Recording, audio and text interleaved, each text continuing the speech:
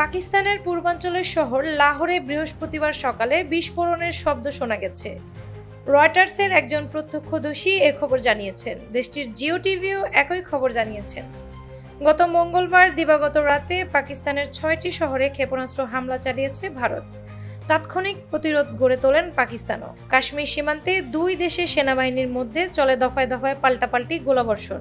একদিন পর বৃহস্পতিবার সকালে আবারও বিস্ফোরণের শব্দ শোনা গেল।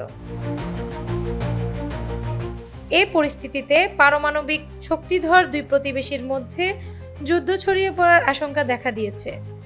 অদ্ভুত পরিস্থিতিতে আলোচনার মাধ্যমে উত্তেজনা প্রশমনের আহ্বান জানিয়েছেন আন্তর্জাতিক সম্প্রদায়।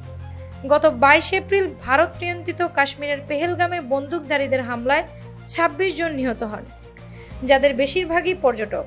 এ ঘটনার পেছনে পাকিস্তানের হাত ছিল দাবি করে জবাব দেওয়ার ঘোষণা দেয় ভারত। এরপরই এ হামলার ঘটনা ঘটে।